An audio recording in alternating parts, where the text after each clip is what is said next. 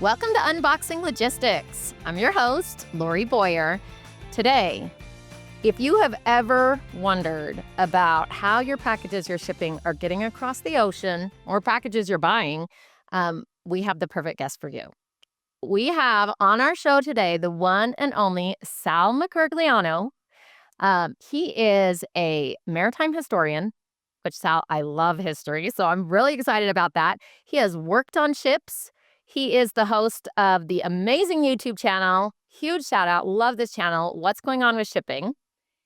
Basically, Sal is the guru at taking really crazy, what's happening out on the oceans into our understanding as kind of more small, not quite as well understood individuals. And right now, with everything going on in the Middle East, it has never been a bigger, more important time to hear what is happening on our oceans. Sal, welcome. Can you tell our guests, can you tell our audience anything more about you? Tell us a little bit about your background, more than I already did. No, you did a great job, Lori. Again, a former merchant mariner turned historian turned maritime analyst. And about 5 years ago, almost 5 years ago this month, matter of fact, I started the YouTube channel when the Ever Given got stuck in the Suez. And so I started commenting on Ever Given. And then somebody said, well, there's other ships, start talking about that. So I figured I'd put a video out maybe once a week, talk about shipping. There'd be nothing to talk about in shipping because it's ships. Nothing ever happens with ships. And here I am 5 years later, and I've spent this entire past week every morning getting up and doing an update on the Strait of Hormuz and global shipping around the world. And it has become just a facet of my life more than anything else I ever imagined. It's crazy. And Sal has hundreds of thousands of followers. He's got millions of views on his videos. I love the comments that I see where people say things like, I never thought I'd be interested in a shipping channel, but here I am. And it is because Sal just makes it fun and easy to understand. So let's jump into it. You mentioned the Strait of Hormuz. I think we don't think oceans that often until something breaks. And that's kind of what we've got going on. Can you share a little bit about maybe background for people who don't know? What is the Strait of Hormuz? Why is it important? And what's going on right now? Sure. So, I mean, what you have around the ocean are things called choke points. These are narrow little areas where kind of traffic funnels together. Imagine your, busy intersection in your local town or where two highways cross. That's a classic kind of choke point where all of a sudden everything comes together. And one of the biggest ones in the world is the Strait of Hormuz. This is the strait where the Persian Gulf dumps out into the Indian Ocean. And what makes the strait so significant is it's about 20 miles wide at the navigable part. But what makes it unique is about 20% of global oil and liquefied natural gas come out of this. So, I mean, a fifth of really the major energy comes out. And what we've had happen since the United States and Israel struck Iran is that shipping has stopped going through. It's not that the Iranians have blocked it by any means. It's just that shipping has basically looked at each side and sat there and said, it's a little dangerous. We're going to hunker down and wait for everything to calm down. It's very akin to what happened when the Ever Given went sideways in the Suez. And we, for 6 days, watched ships pile up on each side. And one of the reasons I think I started my channel was because to explain to people, not so much how Ever Given got stuck, we did that, and we talked about the ship, which was interesting, but then we started talking about how does this impact me? Why is it a ship stuck in Egypt impact me? Why is it a conflict in Iran going to impact me? And it is because the next time you go get your gas at the pump, it's affecting you right now because we've just seen record value for oil shipped out of the Gulf Coast of the United States over to Asia. Record number. It's the highest it's ever been, and that translates to higher cost for us. Okay, so I would love to say there's so much I want to unpack here, but let's start with the strait itself and the ships. So what you're saying is we're getting the ships piling up on the outskirts of the strait, right? What How long, I guess, can they be there? Are they no longer starting to come from their original destinations? Are countries halting, the departure of these ships? What's going to happen when it becomes too congested there? This is where logistics comes into it. So the ships inside the strait, inside the Persian Gulf, in the cul-de-sac in there, are starting to be filled up with oil and gas. So they're starting to fill up. They're going to facilities all the way from Kuwait down to the United Arab Emirates, and they're filling up. Now, when they eventually all fill up, That's a problem because then those facilities ashore don't have enough storage areas. They got to bring new ships in. So what we're watching is kind of the gauge go up as ships fill up. And that's telling us, okay, ships are going to have to come in soon. At the same time, marketplaces, particularly Asian marketplaces, because that's where a lot of this oil goes to, is Asia, India, all the way over to China. They're pulling from a fleet of anchored vessels off of Singapore and Malaysia that sit there. What they normally do, they sit there and they wait to find out where's the best place to go sell my oil. Where can I sell my oil for the best money? And they're being pulled now. And as they start going down in level, we're going to need to pull oil out. And so empty tankers are heading to the Persian Gulf. Filled tankers are coming to the end of the Persian Gulf. And sooner or later, that band's going to snap and everyone's going to go. And the driving force here is insurance. It's all about money and insurance. And everyone in logistics knows this, that insurance is the key. And once, what they're going to weigh is risk. Do I want to risk my ship right now? I can wait a few days. Maybe I'll get a little bit more for my ship later on. So everybody's waiting, but once it goes, it's going to go. And what we'll see is the marketplace go. And that will trigger ships going. Now, we may have attacks, we may have vessel damages, and that could potentially cause disruptions. And we're seeing some small scale attacks on ships right now. Yeah, we have seen, I was looking at the numbers, there are some ships that have been hit and damaged, correct? When talking about insurance, so we had insurance prices typically go up, right? Anytime that there's kind of a more dangerous area, just as insurance does. Is insurance getting pulled yet? How is the insurance situation kind of evolving? Shipping is very unique. It's the oldest transportation system in the world. And shipping insurance is actually done in these what are called clubs, which aren't clubs. I mean, it's not like you go someplace and have a great time. These are clubs that are formed by the ship owners. And there's a dozen of them, literally 12 of them, that form what's called the International P&I Club. It is a protection indemnity. So it's the ship owners that insure their own ships. But like every other type of insurance, you have insurance on the insurance, what's called reinsurance. And so what basically happens here is the ship owners realized, okay, the danger is the cost may be so much that we don't have enough insurance on the ships. That's why they stopped sailing. It's like, okay, we were paying danger insurance, but now we may need more danger insurance. So to give you the idea, the numbers, sailing through the Strait of Hormuz cost about 0.2% the value of the ship and cargo. So for a $100 million tanker, it was costing you $200,000. And that was money that you factored in that was spread across the oil that was being shipped. Well, now it's jumped to 2%. That's $2 million. So now all of a sudden you got to spread it across. It's why the big container ships, when the Houthis started attacking ships in the Red Sea, sat there and said, we're not going to go through the Red Sea because a 1% war risk on $1 billion ship is $10 million. And it's like A lot more than I have.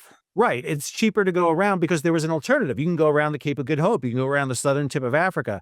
There's no shortcut here. There's no, hey, I got a better idea. Let's go around the Persian Gulf. You can't. You've got to go through the strait. And so that's what's causing the crisis right now. How many ships are actually going through right now? So on March 4th, 2 ships went through. One got hit by a drone and the other one made it through. So, I mean, you're getting the idea here. It's very small numbers. However, So a 50-50 risk. right. So, but we are starting to see ships run through. And like, I literally have a map up here of ships sailing right now. And we're seeing a couple of ships start venturing that way. So what we'll eventually see is when it's economical and the risk is outweighed by the benefit, ships are going to start going in. And it's only a matter of time till it happens. So how long does it typically take when things clog up, at sea before businesses or consumers, just we as Americans, I guess? When do we really start to feel the impacts? Well, we were actually feeling this beforehand because there's a thing out there you may have heard of called the dark fleet, which is a fleet of commercial ships out there that are moving Russian oil, Venezuelan oil, Iranian oil. And the U.S. had started to sanction that fleet, and which meant that you were taking those tankers out of the pool. It's like having, 1,000 tractor trailers, and now all of a sudden you have 600. And that's going to all of a sudden raise the cost to use those 600 because you can't use the other ones. So we were already seeing that happen. And with due to futures markets and the way the oil industry works, we're already seeing it. We're seeing, I mean, because when you're booking a cargo on an oil tanker, you're actually paying for the next load coming, not so much the load you're getting. So you're seeing those costs go up. I'll give you the idea here. A very large crude carrier. This is the big super tankers. This is a 1,000 foot long ship, can carry 1 million to 2 million barrels. A barrel is 42 gallons of oil. So I'm talking about a massive vessel. That vessel, about 2 months ago, to charter it, to rent it for the day, to go to your, U-Haul of tankers and rent that ship for a day, cost you $50,000. They just booked one yesterday for $440,000. So this is the markup. Now the price of the ship hasn't changed. They paid for that ship. It's paid. The crew's paid. The oil, the fuel for it is basically the same. What's changing is the demand, and demand is just through the roof. So, what do you anticipate happening? Take time frames. I mean, obviously, it's easy to say, let's wait 2 or 3 days. If this drags on and conflict continues, I guess what are sort of the recourses for ships here?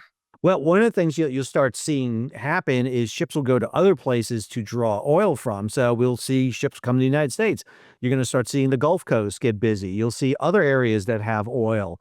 Nigeria, Venezuela is a good potential here. Venezuela now all of a sudden could start doing it if the sanctions are listed on them. So you'll see other countries do it. The problem is we're not just shutting off the Persian Gulf, but we've shut Russia off because of the Russian invasion of Ukraine. So it becomes a big commodity issue. One of the biggest things that comes out of the Persian Gulf is liquefied natural gas. The four biggest producers of that is Qatar in the Persian Gulf, which can't get its gas out, Russia, which is under sanctions, and then the United States and Australia. But there's a finite number of what's called liquefied natural gas carriers. You have to take natural gas and liquefy it, which means you put it into a ship by cooling it, super cool it. And so there's only a finite number of those ships. And if now you get a sail from the United States to China, to Japan, to Korea, to Europe, well, Qatar in the Middle East is really close to Europe, but now it's not. And now you have to go further distances. And there's set amount you can ship because there's finite, pools available. That's just going to drive prices up. We're already seeing, for example, in India, gas rationing going to take place because they're not getting the gas they need. Already? Already, yeah, because they're worried. They're worried about, because what happens is what happens always is people hear about this. It's like, oh, I got to panic. The Gova toilet paper incident. That's what I'm hearing here, Sal. Right. The minute the Colonial Pipeline shuts in the eastern part of the United States, southeastern part of the United States, when a hurricane comes in, what do people do? I live in North Carolina. Everybody runs to the gas station and fills up every cup they have with gas, even though we have days worth of fuel pre-positioned in tanks all along the pipeline. You can't tell people that. They're going to panic because you just don't know. Yeah, absolutely. Okay, Sal, one thing I really love about you is that I feel like you really understand the human element of things. I think especially maybe because you worked on ships, you're a merchant marine. So I guess give me some perspective, maybe understanding of what the crew members might be going through. So I'll say this from the crew perspective. Most of them have no idea what's going on. They really don't. They're fixated on doing their job. They're kind of, hey, I got to get the ship from point A to point B. I don't know what's going on geopolitically. And that's the way I was, really. It was a fascinating thing when I came ashore from shipping to go into the business side of it, and then to look at it historically and analytically.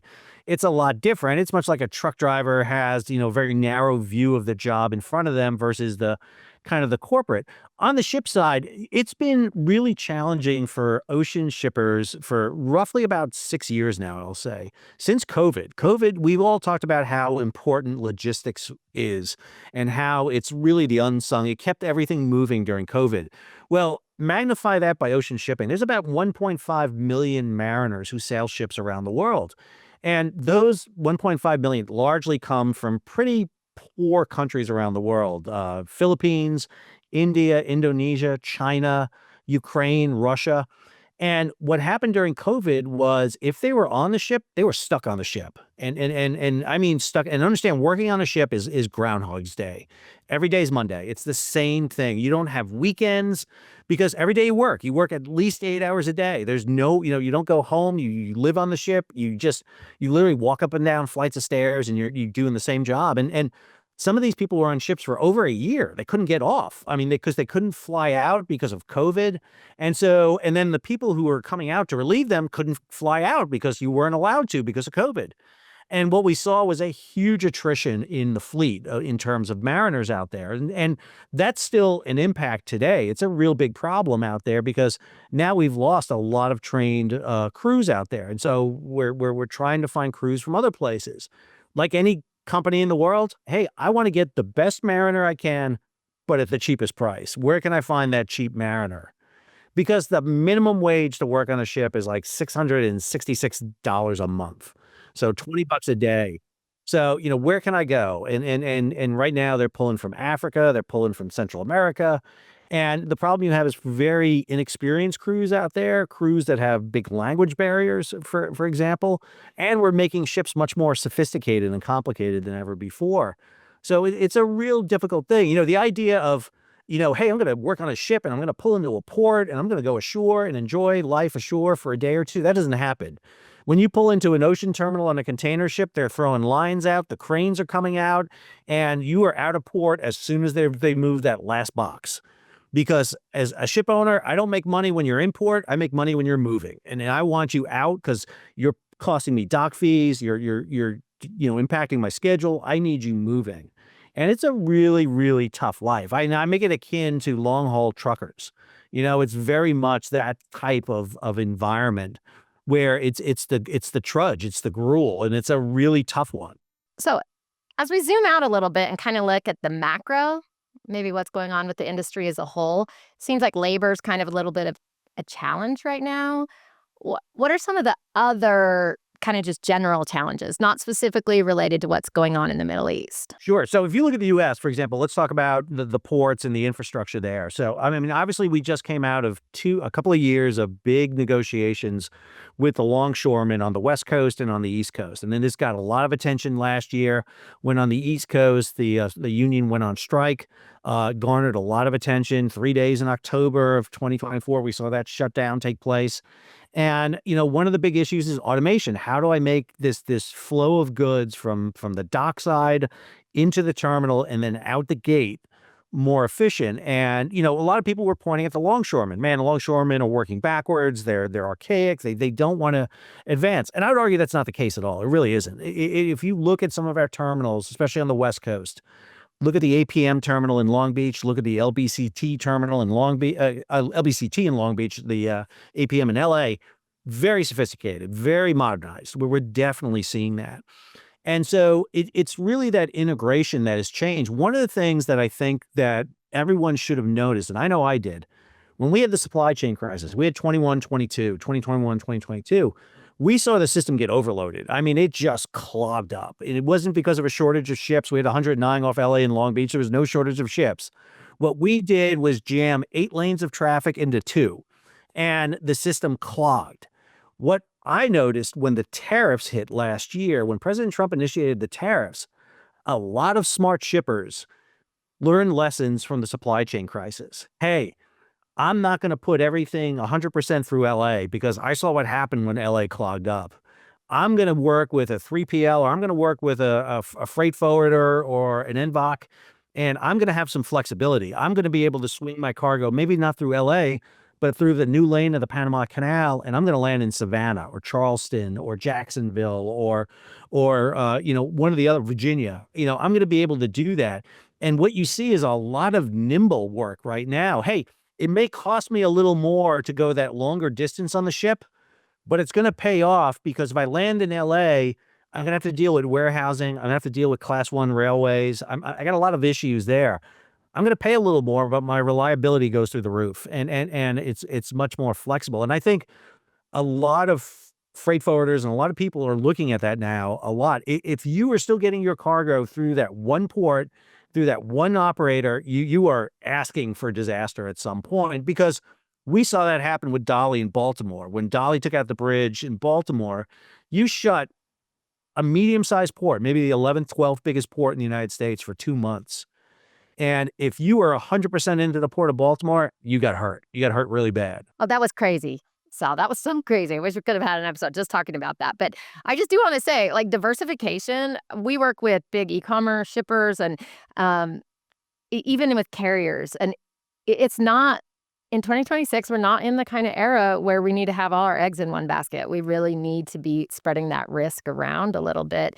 And being, I love how you said, more nimble and being able to pivot when geopolitical things happen, which are happening all the time, or anything, accidents, weather issues, all of that kind of stuff. So, Exactly right, Lori. Because I know, like, for example, when the Red Sea happened and the Houthis started attacking ships, I was doing videos on that, and I had a shipping guy contact me and said, "Hey, I watched your video, and man, I immediately shifted my cargo that was routing through the Suez onto ships going across to the Pacific. I didn't want to go to LA, but you know what? LA was open, and like I'm going to route to LA."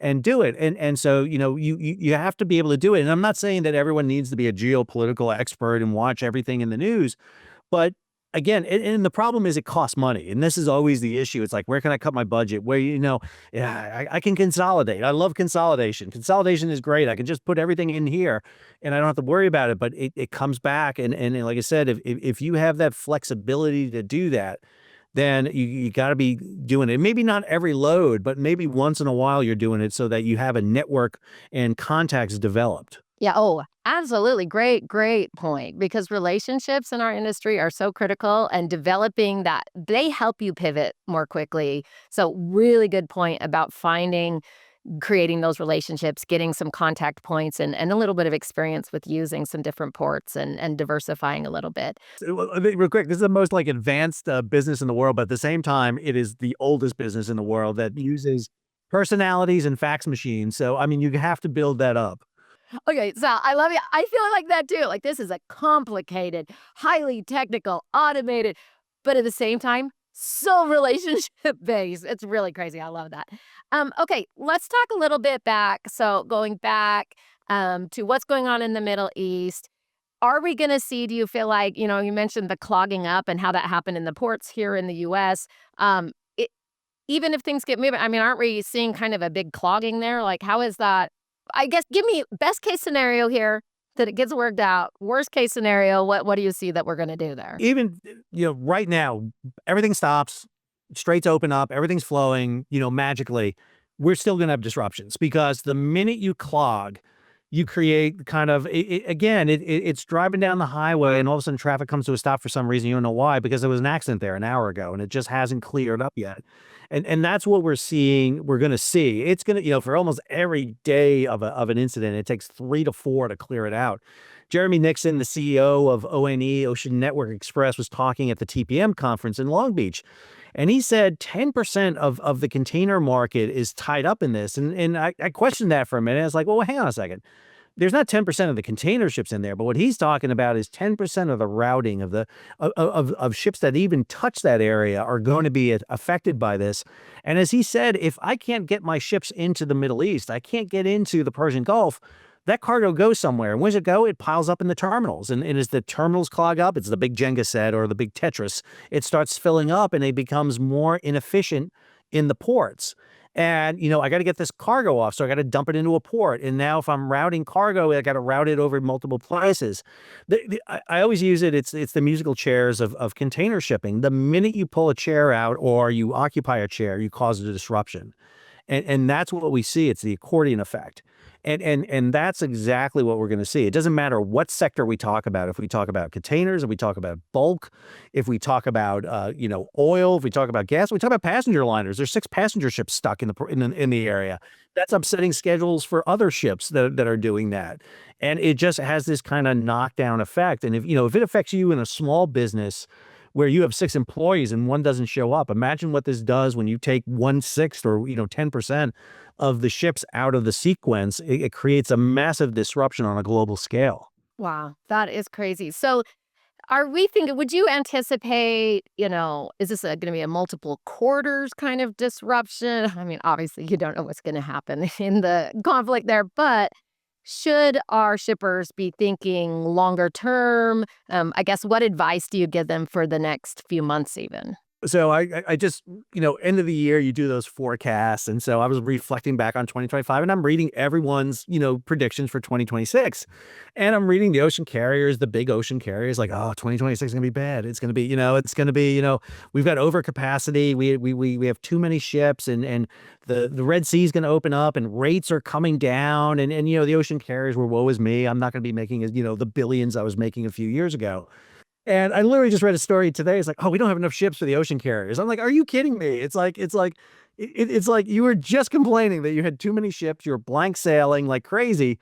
And I think that's the element right there. It's going to be disruptions. Again, what I found during the tariff, for example, is all right. If you look at 2025 versus 2024, we shipped almost the same amount of goods in those 2 years. I mean, granted, there wasn't a raise. We didn't grow. It was about stable what we did. But if I remember reading the forecast for 2025, it's like, oh, this is going to be horrible. This is going to be, I was listening to Port of LA talking about a 1/3 reduction in the amount of cargo coming into the Port of LA. They had the third best year ever. I mean, third best year they've ever had. And when I looked at those numbers and I said this and I had people say, you're crazy, Sal. It's like, no, because shippers learned. What do? We front loaded the first quarter of last year. May and June was down, which normally it isn't. It's usually a big peak, but man, we had a big dip in there. And then what happened? August through the roof. And even in the fourth quarter, we went big because we knew this was going to be a really late New Year over there. Chinese New Year is going to be late. And I think, again, we're going to see this kind of adaptability. I think you have to see it. I think the ocean shippers see an opportunity here. And let me be clear, I'm very hard on ocean shippers. They will do everything they can to orchestrate the system to make sure they're making rates. They don't coordinate, they don't work together, but man, they're going to cancel shippers and they're going to make sure. So I think that's one of the reasons why, for example, out of TPM right now, you're not hearing a lot of contracts being signed because everybody's waiting and waiting and waiting because everybody knows those long-term rates. What they want to do is wait until those rates are as high as they can get them and lock them in. The spot rates are always the big misgiver because, spot rates are 30% of the marketplace. People are jumping on those because they can't commit the long-term or they don't have enough volume to commit the long-term. So I think you have to be really careful and watch what you're doing. And we've had some changes in the ocean carriers. Maersk and Hapag and this Gemini Corporation are trying this new spoken hub system. They tout a ridiculous reliability. I don't know if I buy the 90% reliability. But then you have Mediterranean Shipping, which is just the behemoth. I mean, just a monster of an entity out there. And they seem to be doing good. We've got Zim, who's playing a game here that maybe bought up. So there's a lot going on. I'm not sure I got back to your question, Lori. There's so much there. I apologize. I know that we could talk forever, and I know we're running a little bit low on time. So I wanted to jump into any signal that you're looking for, anything that our shippers should be keeping their eye on right now that you recommend just in our current situation? Yeah, I would be watching, the Fed, puts together some charts which are really interesting about, congestion in ports, especially in East Asia. To me, that is always the thing I'm looking at. I'm always looking at when the East Asia ports start getting congested because that's a good indication for me. Number one, rates are going to start going up. There's going to be some difficulties coming in. And what you start seeing is the unexpected surges into the port. What throws everything off in the ports is when everything's flowing nicely, that's great. When it's a nice level flow and ships are coming in as expected, everything's great. It's when you have these pulses come in that causes a lot of disruption. Because if you know U.S. ports, we're not going to work that third shift. We're not going to work weekends typically. And so things will start backing up, piling up, and it gets a little bit difficult out there. So I watched that a lot. The other thing, that was really incredible, I think we learned so many lessons from the supply chain. I always never buy this idea that people don't learn. They did. I mean, we've got better management, for example, of warehouse space in the United States than ever before. A lot of components out there that can give you, hey, you don't have to store everything in the Inland Empire. You can go out along a Class 1 railway and find a spot in Phoenix, in El Paso, in Topeka. and a lot of availability out there. A lot of fight between the ports right now to try to get business. It's cutthroat. It's there's a lot of offers coming in about that. I think some of the mid-range ports offer a lot of flexibility that you don't get in the big ports in some ways. I was just down in the port of Jacksonville. I watch what Charleston is doing. I watch what the port of Virginia is doing. It's really incredible. And then some ports outside the United States too. Vancouver, really interesting. If you're in the Midwest, Vancouver is a really interesting aspect to come in because you've got that railway connection between the Canadian Pacific and the Kansas City.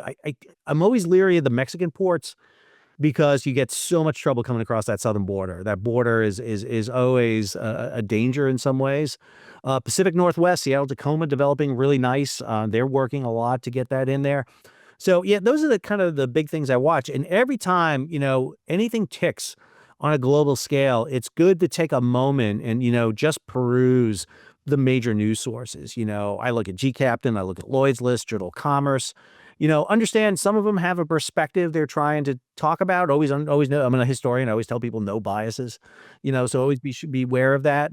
But, be aware of that and get into networks. The other thing I talk about all the time is groups and trade networks and trade associations, which communicate like-minded people experiencing the same things. That's really, really important, and things you do at your podcast, for example, is a good thing about that too. I would tout my own channel, but that's really self-serving, so I don't like to do. I'm going to tout it for you. What's going on with shipping completely keeps you in the loop of what's going on with shipping. And I actually love that point, Sal, as we close out here. This is an industry heavily based on relationships, but that's great. I mean, what it means is that go out there. There are people who are experts, and you don't have to become an expert. You can listen to them and you can get your information.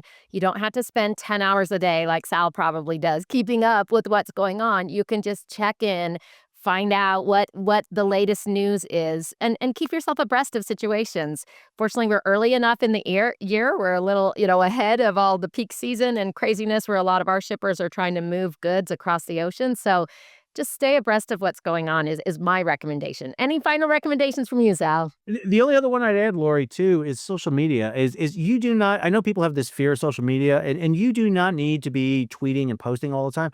But if you follow some really key people, I will say this, when I started this, I knew shipping. I knew ocean shipping. I knew it. I understand rail. I understand trucking now. And that is because I made some great connections on some people on that. So, if I have an issue about trucking, I know who to look at. What are they saying about this? I got a rail issue. I know who to look at.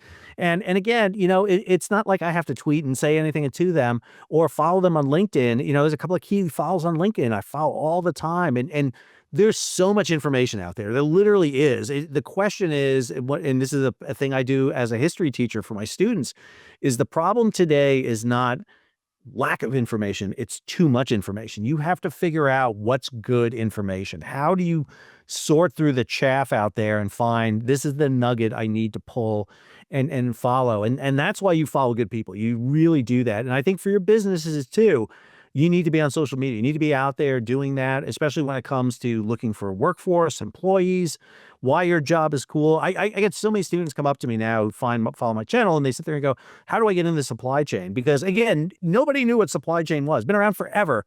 Yet now everyone is like, hey, what do? You do something with supply chain? I literally run into people all the time, ask me this question because it's interesting. And as you well know, there is a myriad of jobs within supply chain you can morph into. Maybe you start to hear, I don't like this as much, but I really love this. If you love solving problems, I got a career for you. It's called supply chain because you will do it on a consistent basis. Absolutely. I echo that 100,000,000%. And I love history as you do. So I love studying, ancient Roman supply chain and all of the different aspects it has. It's been around forever. That's why the Romans won, because they were great at logistics. That's the exact reason they won. That's exactly right, Sal. So thank you so much for being here. I know your day's super busy and you've been having spring break and everything, and it has just been great. Our Unboxing Logistics family are really going to enjoy hearing from you. Lori, I appreciate the offer. Thank you so much for having me. We'll see you all next time.